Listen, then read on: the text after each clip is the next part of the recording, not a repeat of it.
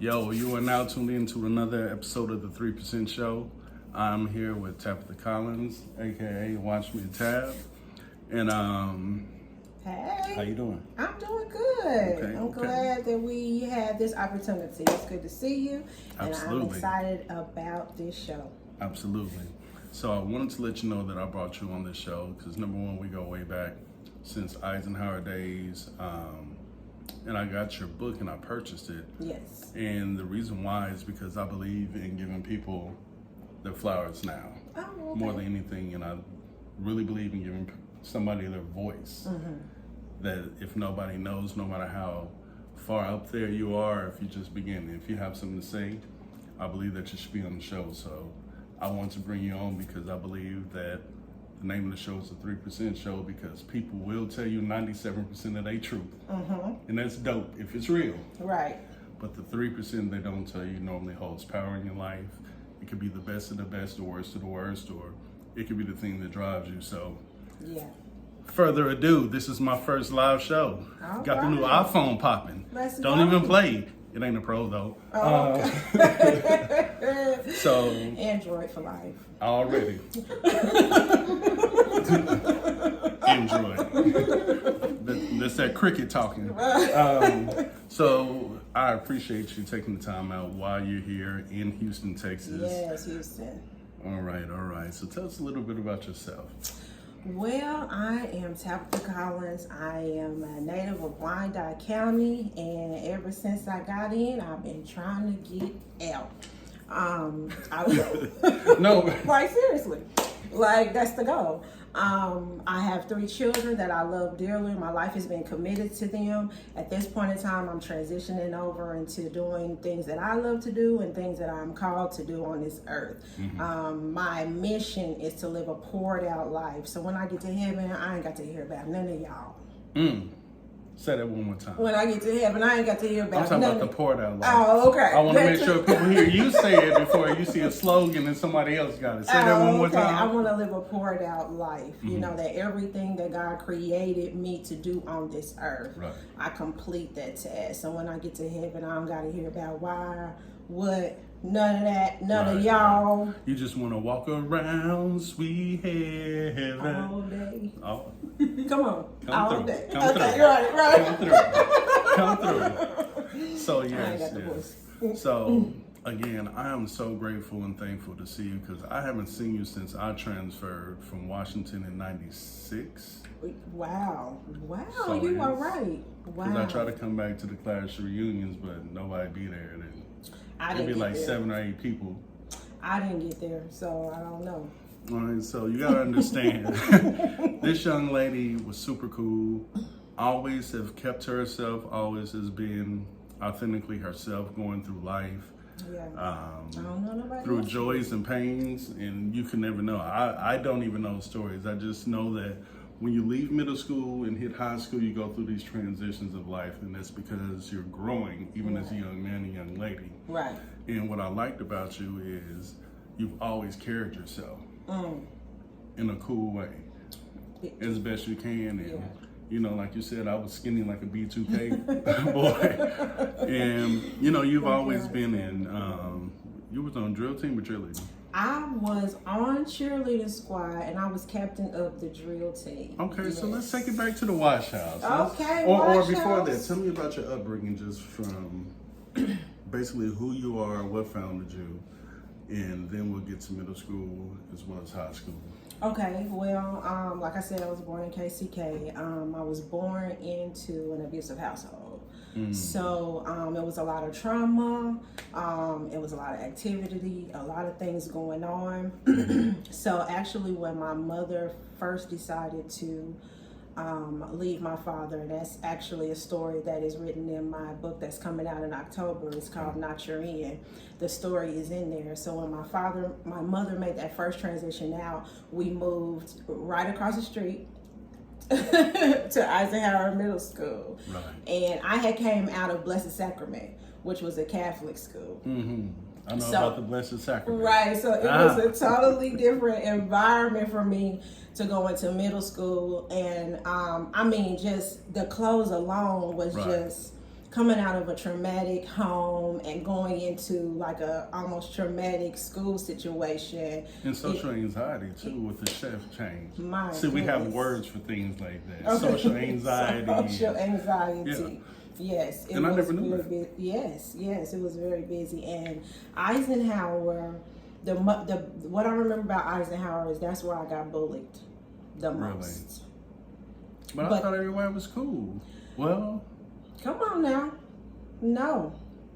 Okay. But you gotta understand, you're not trying to be funny. Yeah. This is back in the days. You know how people talk about, full lips are not in style, or hips and this and that. You're looking at a situation of a transition within the African American community about what's acceptable. Right. And we're still dealing with those days where imagery wasn't equally spread across the board. So it was a focal point in, everybody's built different. Exactly. But because of the way you're shaped, you either had good comments, bad comments, or you don't care to hear. Right. So the bullying portion, I never knew that. Yeah, and I take that to me, the comments, even though some might thought that they were positive towards my body, because I had, a shape that was like an 18-year-old when I was in middle school.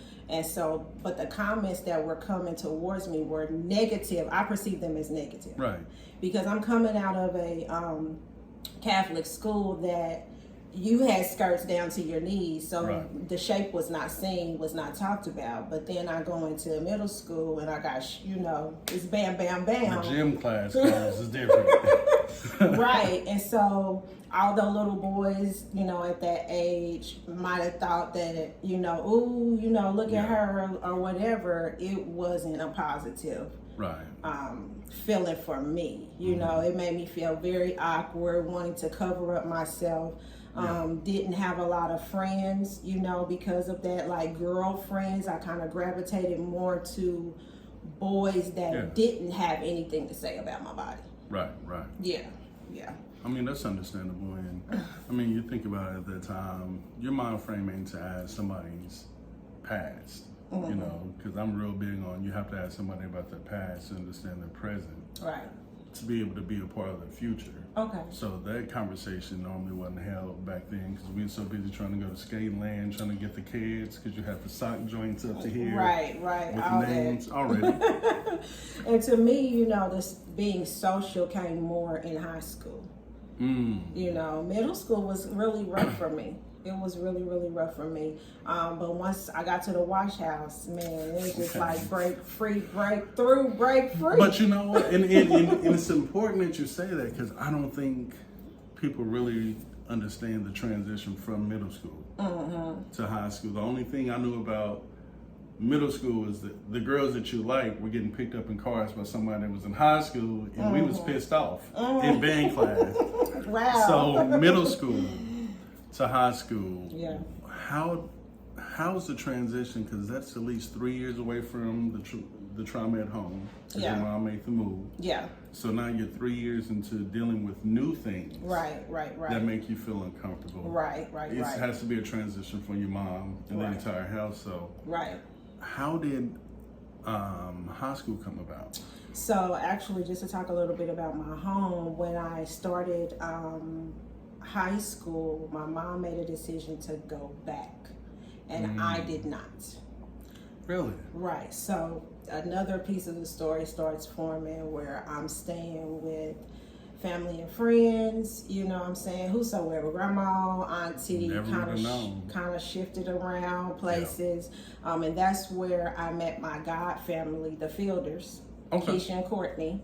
Yeah, and super cool. Yeah, I would be over there all the time, Courtney doing hair. Keisha was my best friend. She still is my god sister to this day, both of them, and took me under and said, you don't have to keep wandering. Right. You can stay here.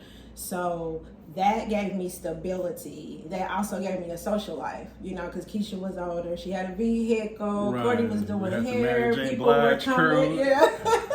People were coming in and out of the house, so we were meeting different people because they were getting their hair done, and they would tell us about things to go do. And they always kept themselves so classy too.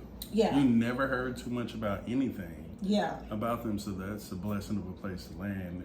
And consider them as your God family. Yes, and so most of keeping myself together came from my godmother. Okay. I love my mom. She's still alive. I love her. She's loving on me now more than ever, and so our relationship is building. But back then, like I call her Nana. She make me call her Nana, but that's fine. Keisha and Courtney, mama. She used to like sit us down and have real life conversations, Absolutely. like 2 by 2. You know what I'm saying? Like when y'all go out, never go out by yourself. Right. It's always 2 by 2. Like all kind of wisdom and knowledge. Right. You know, and then Courtney was doing hair, so she would be like, "Oh, that look like, you know, that not your age. You Right. need something different. That skirt, you know, the mothering, you know, that skirt too short or too tight. You showing too much, you know." So we knew how to, by being in that home, and then they had a father, Mr. Right. Felder, loved him dearly. You know, he had things to say too. So, you know, Absolutely. before we walking out the door, we getting checked up on, you know. Just and, happened to be by the door. right. They had they little area that they said was right there. Like you could not get past it. Right. You know. But they gave us freedom also at the same time and had conversations to where we could talk about real life stuff. Right. You know what I'm saying? We didn't have to hide anything. So that's kind of what formed me as a woman, coming out of seeing, you know, just to be honest, a woman not necessarily being well taken care of. I mean, it's understandable because, like I said, you know, some of those things are the things that I came from. So, I mean, I've felt weak. I felt like my life was to protect my mother, protect my sister, protect anybody around me because I've seen my mother in abusive situations. You know what I'm saying? I've been there where I've been in some dark places. Yeah, the that abuse. I've always tried to not show it. Right. I've been abused. I've been tied up to a doorknob and beat. Wow. I've been through so much. So that's something that I that's in my book, is that abuse hurts more than just phones. absolutely. You know, I refer to it as, you know, once someone steps into that realm of abuse, they step into a cloud, and that cloud is the lack of safety and security. Absolutely. And that affects your total, your whole body. It does. Your whole everything. It does. That's the only reason why I played sports, was because I wanted to be around brothers, because the things happened to my older sister. You know, she instantly wanted to be independent and move on, and back then I didn't understand that. So when she met her father and the Horns and all of them, you know, she was like, you know, this is where I need to be. Right. And I never knocked her for it, but it was a lonely place to just for a young person to be in, to feel helpless and to go through all that. So like you said, it's a crazy thing, because when I talked to my therapist, I knew I had to go to therapy because I legitimately started watching A Different World, and I would start crying on certain episodes because to me, that was the last time I truly felt safe in my household. That was my happy place. Yeah. So from there on, it was rocky. Wow. It's so how there's triggers to the body. Absolutely. You know what I'm saying? There's triggers, like you said, watching A Different World. You know what I'm saying? Brought that up in you. You know, those triggers can make emotions come out of you that if you were sitting in that same thing. Yeah. Or if you're suppressing it, it takes you right back. It's that trigger. Right. So you're going through Washington, drill team. I always thought y'all was killing it on drill team. Was that the good best time between choir? You were in choir, right? I was trying to be in everything so that I wouldn't have to be trying to figure out where I need to lay my head. And, you know, until I got with Keisha and Courtney and them, and they solidified that I could stay there. You know, it was like stay at school as long as I possibly could and whatever. So I was in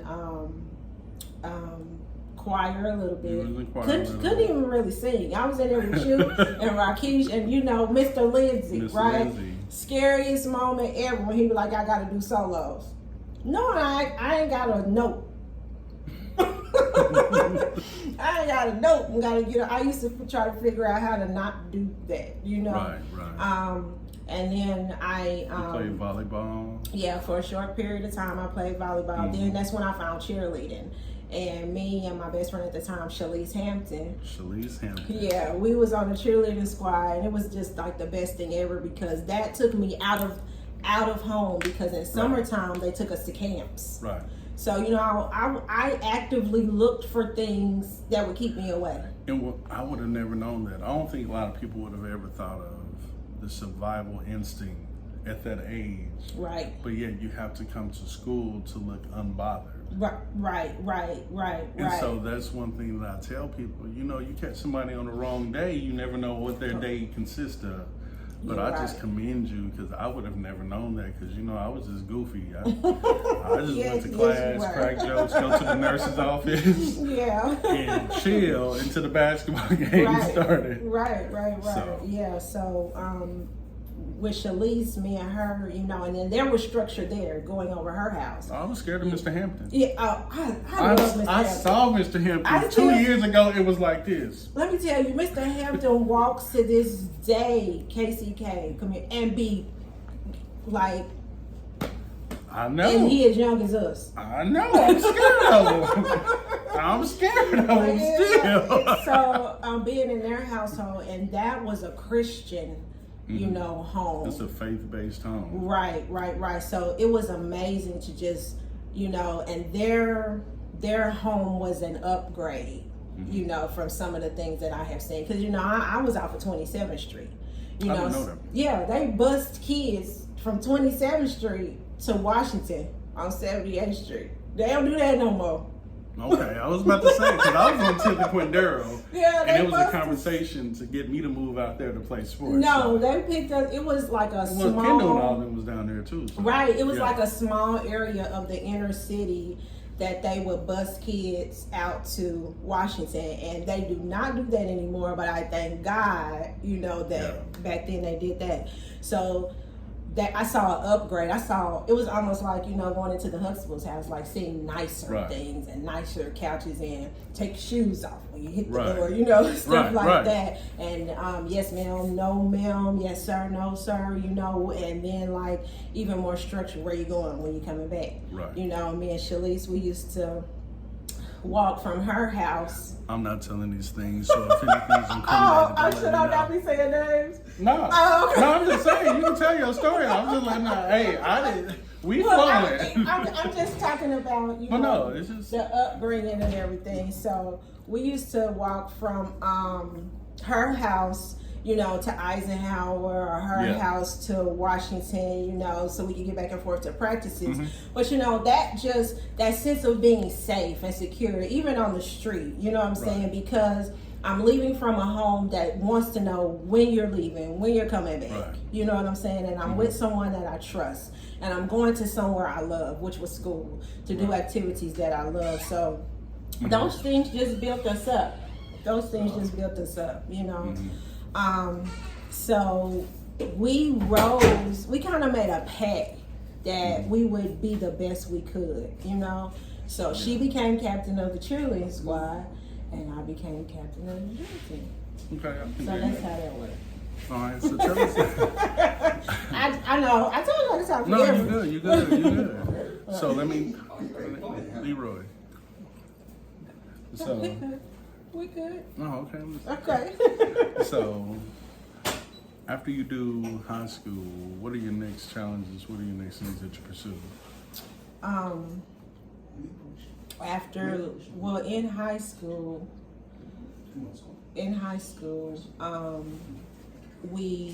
I met a lot of people that even then I did not know, but they were entrepreneurship minded. Like we would sit and, partake of illegal drugs, and be so creative though. What you want to do when you grow up? I want to own a store. I want to have a clothing line. I want to do things like that, And so high school was kind of where the creativity bubbles So it was a catalyst. Yeah, started popping. That's where I met. That's where I met Cynthia Moore, which is now Cynthia Hollenshed. Yes, and she was my English teacher that introduced me to poetry. And so that's where my first book came out, Seasons, a book of poetry, from being in her class. And many of those poems that she started us with there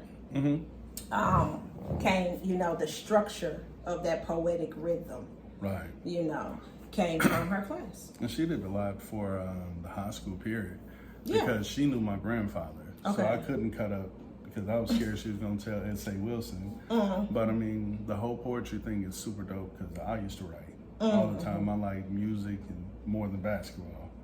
So I can understand that. Yeah. So your catalyst starts, you get your freedom in middle school, your first dose of freedom / reality check on the world. Right. High school grooms you, makes you tougher, makes you stronger, gives you your drive. Right. You put in the work, you cover, you get around the right foundation and more.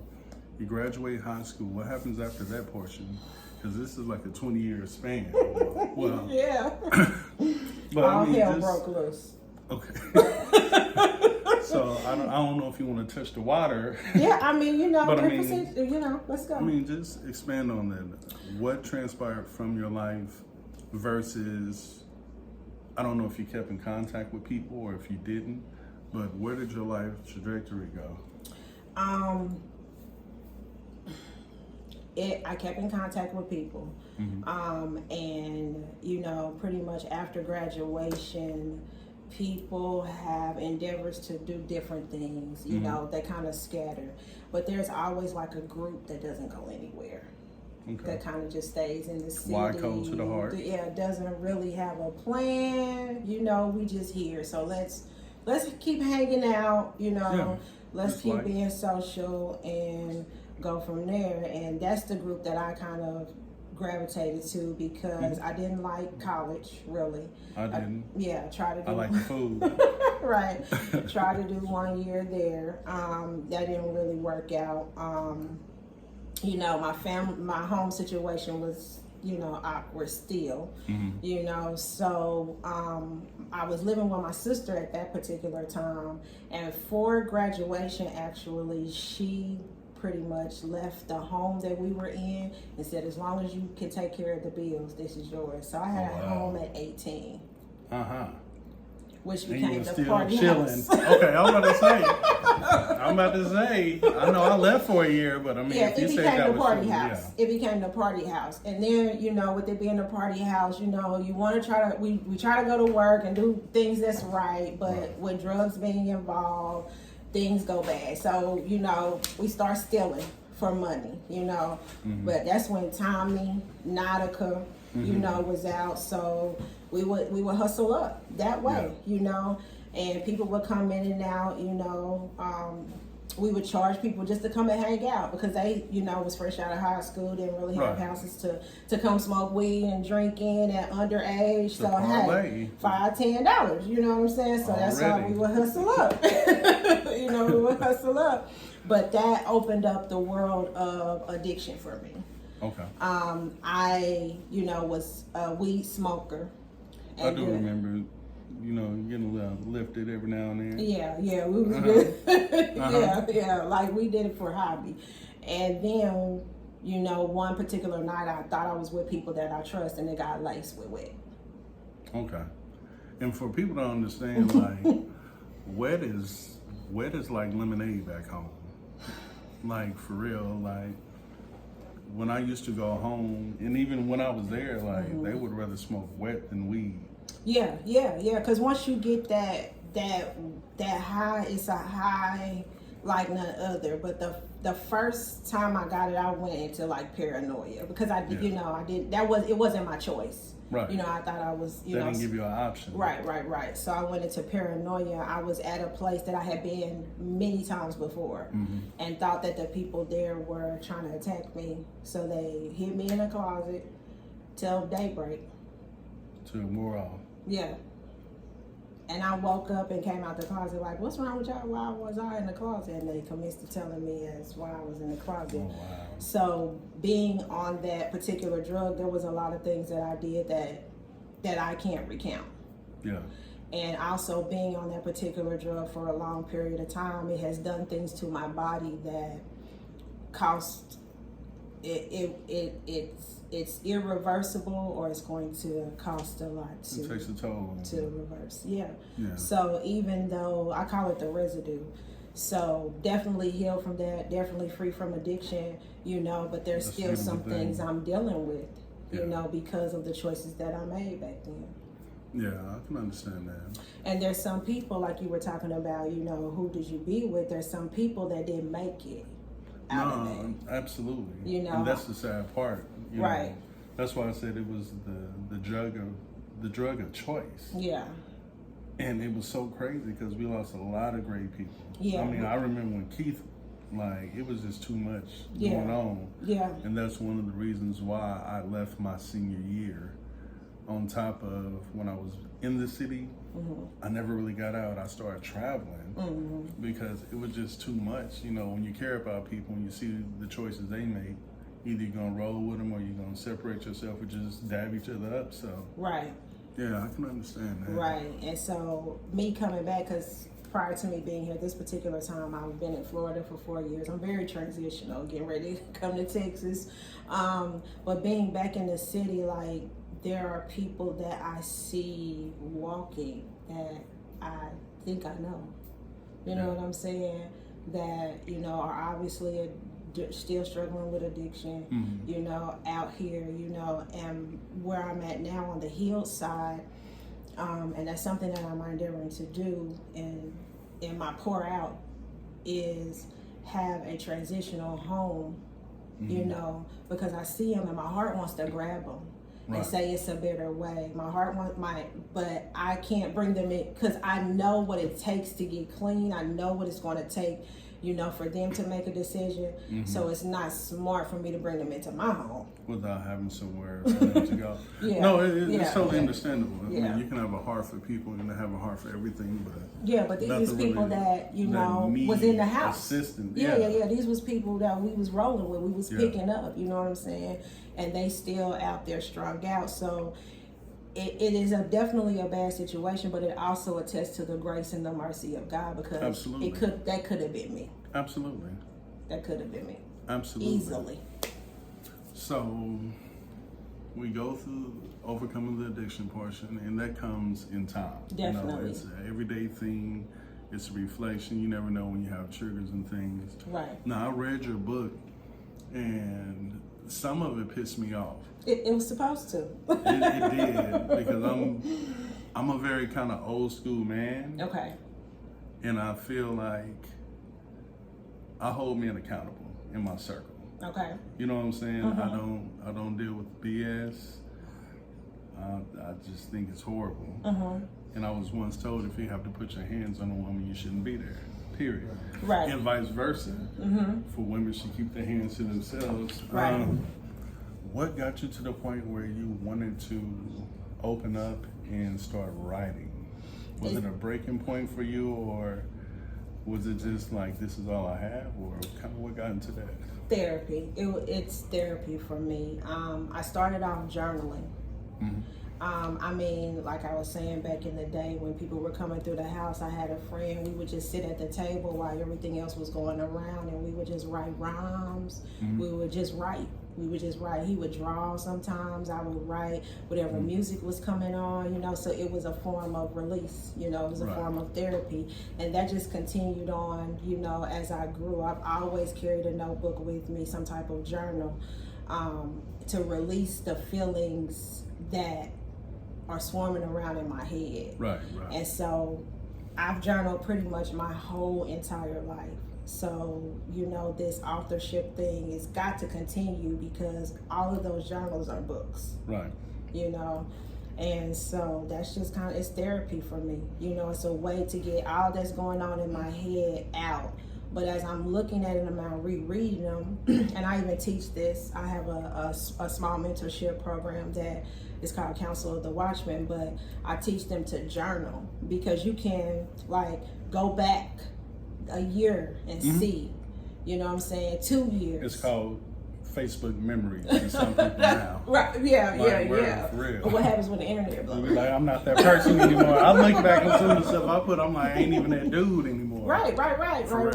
And you can see how far you've come or how far you still need to go. If you're lying to yourself. Exactly. So Okay. it's therapy for me.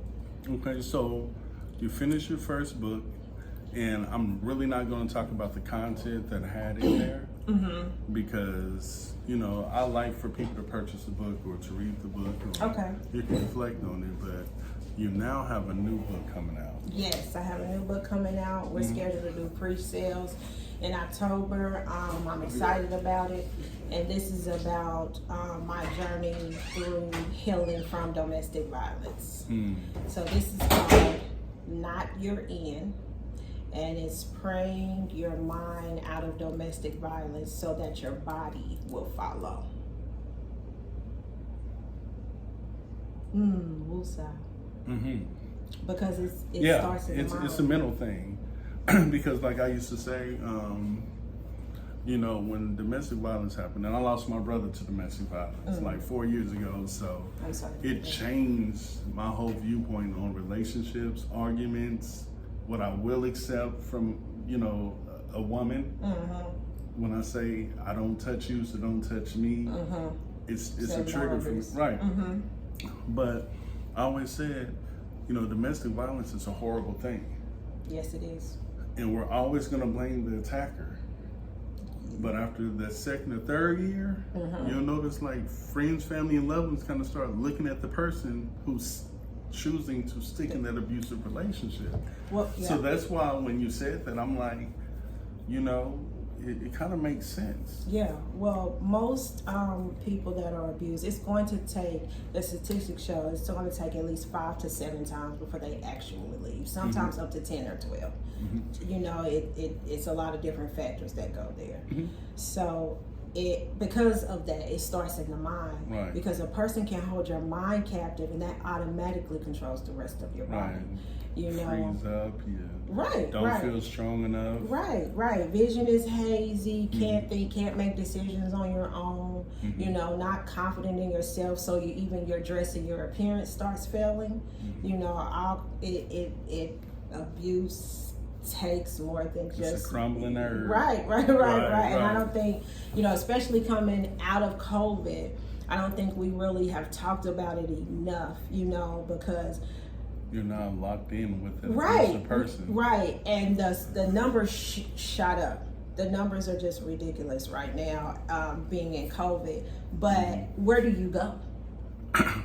Where do you go when everybody's shut in, locked in? You can't even go sometimes to the grocery store. You know, Walmart has certain, you know, these are places people of abuse would go to just get out for a while. You know what I'm saying? And even think about children. No schools. Schools weren't in. So they're there 24. I don't know. I think some of them parents was dealing with the fact of who their child was versus who they wasn't. Their parent teacher. But that can cause abuse. I mean, it is. You know? So yeah, all of that. They're finding out what they produced. They looking at themselves, not liking it. Okay. I mean, that's real spill. That's real spill. Yeah. So it's a heart and a passion for me at this point, and you know, I really need to launch it in Wyandotte County, because this is where I experienced it. This is where I am still healing from it, and sometimes even dealing with it. And you're tied to it. Yeah. It's like a soul tie, almost, as far as trauma. You know, when you think of soul ties, people always think it's a sexual thing. But essentially you're giving, and you've given your body, your mind to that situation. So it's always going to be a triggering place. It's always going to be a place of pain, but also a place of triumph if you've overcome, or you're still dealing with it. So I can totally understand that. That makes a lot of sense.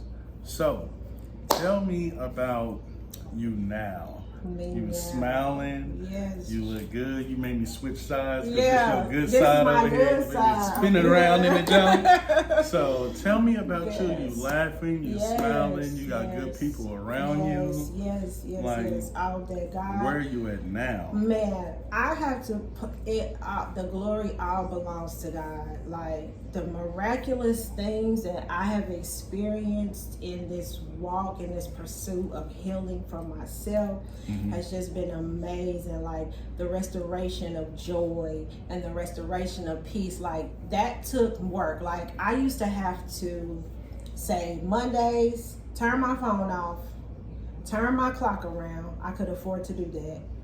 And what's going on with me? Yeah. What's wrong with me? Not you, what you did to me, but what am I harboring within myself?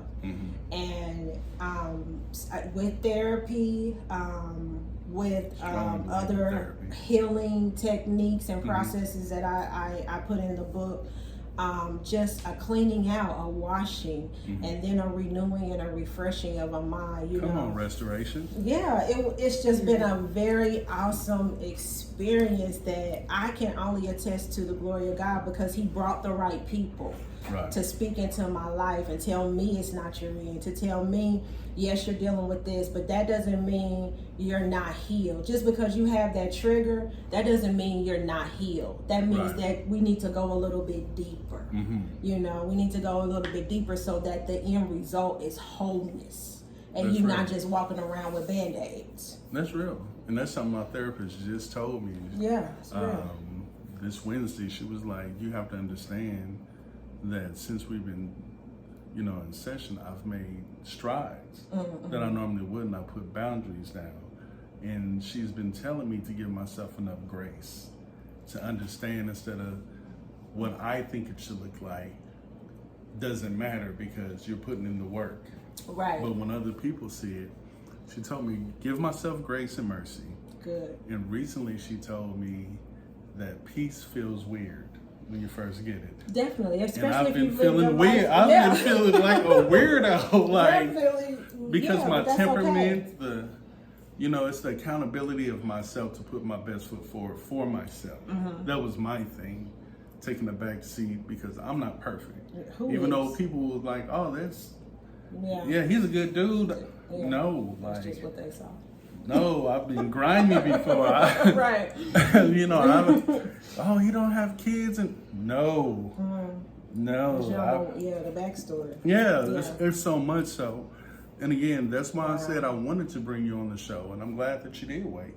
Because I asked her a few months ago, and she was like, well, I want to wait until my books, you know what I'm saying? And she'll hit me on IG, and I'm like, I got you. Okay, we'll keep it on the IG, but I'm just glad. Because, it takes focus, to talk about your healing process. Absolutely. You know what I'm saying? Because you have to relive it.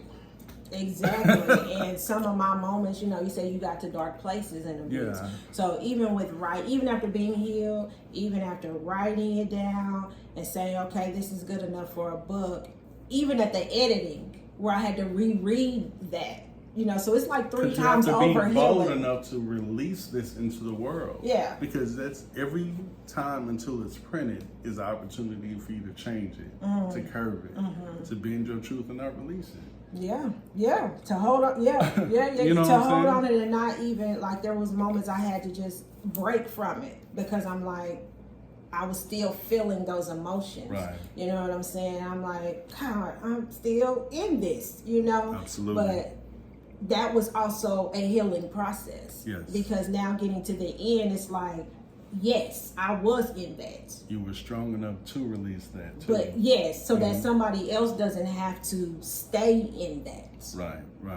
Because a lot of people tell you to sit in your mess, but you ain't got to sit in your mess. Because it's just like when you say you're waiting on God, God didn't tell you to literally stand there. You have to keep moving while you're waiting on Him. Right. Faith without works is dead. Absolutely. Yeah, and it's walk by faith.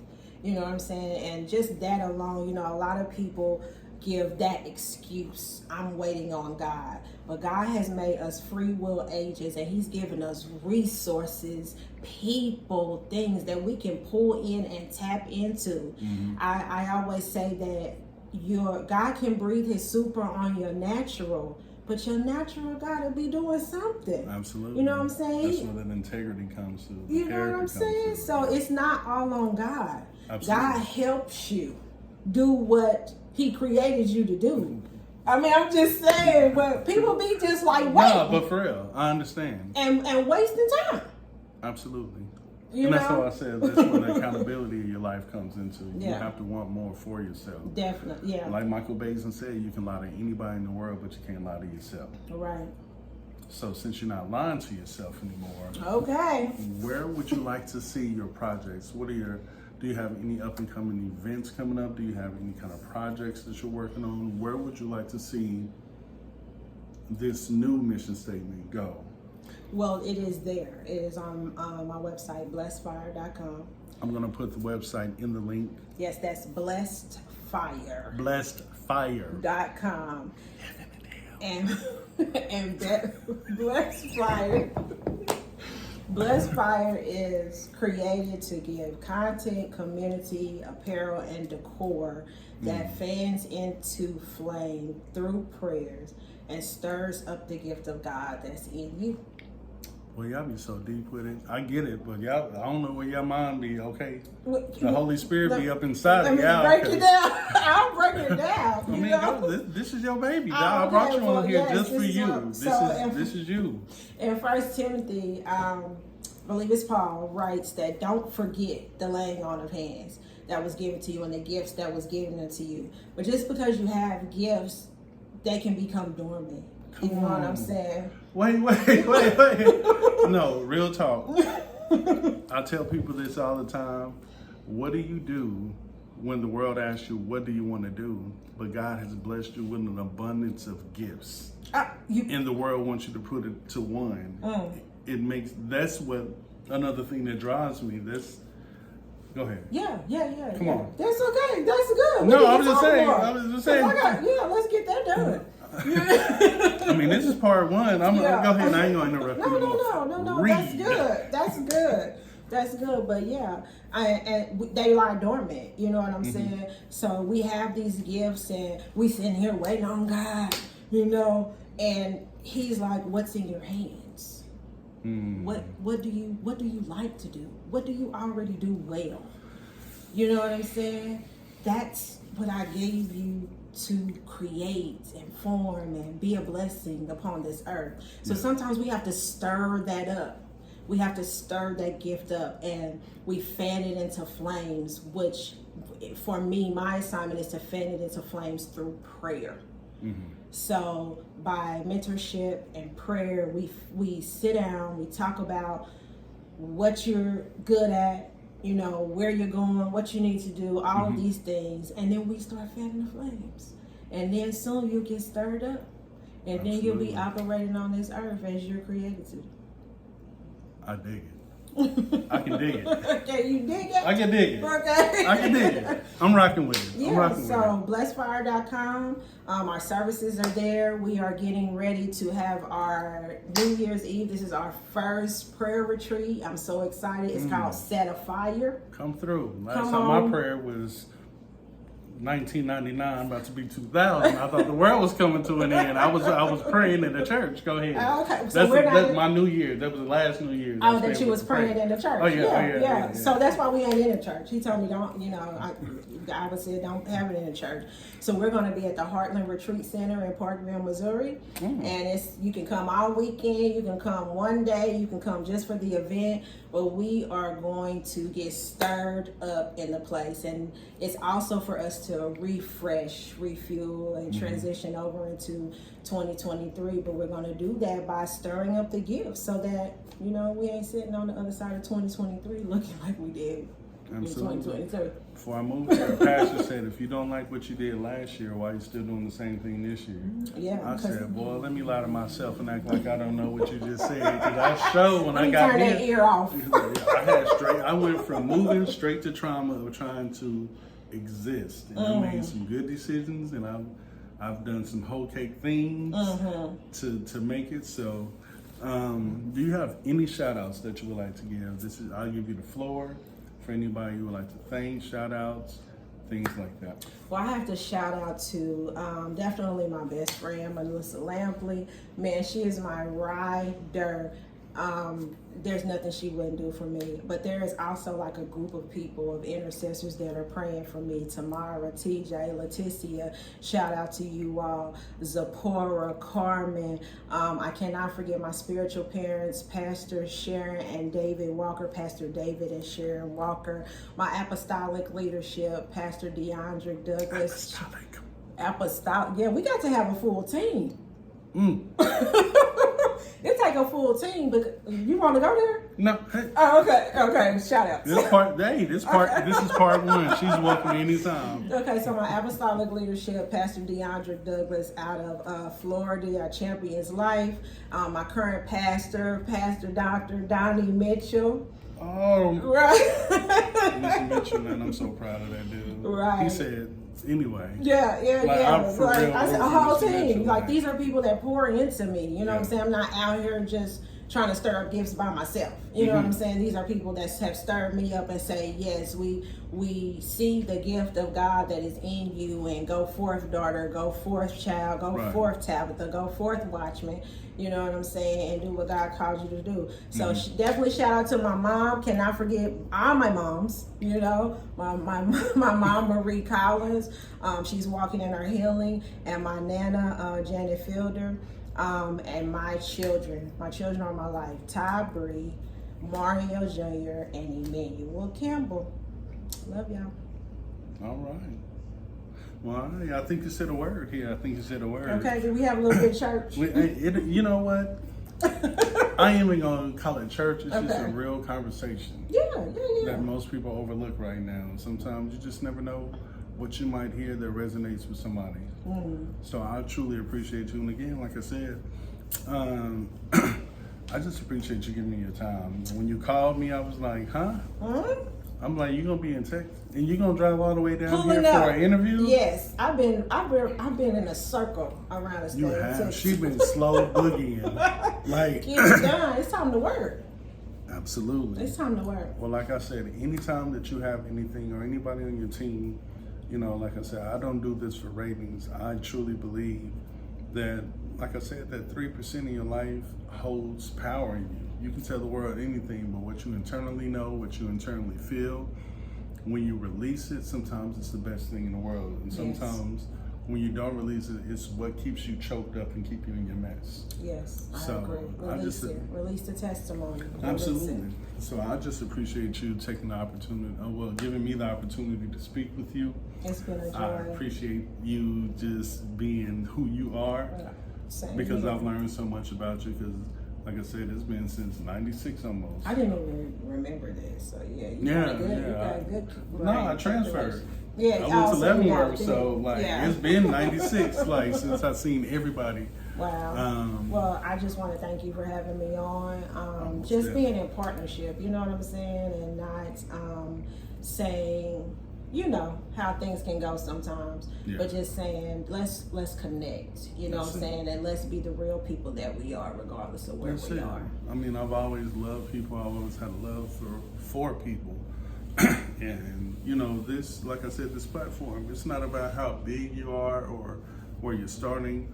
I just want you to have a voice that you can share, you know, for many times over, so people can understand who you are, just like I reveal parts of myself. Yes. So, you know, it's been fun. Thank you for having me. Absolutely. Enjoy, you guys. Hey, can't wait for part 2. You're gonna have to come where I'm at for part 2. Where you gonna be at though? You time travel. Okay, because I'm about to say you on the road. You out here getting it. Well, again, thank you all for tuning in. I will put her links in the bio. I'm just blessed. I'm glad to see people from where I'm from living, being transparent, and growing. So I truly appreciate you. Thank you. I appreciate you. Yay. Yay. Why Cole? Bye.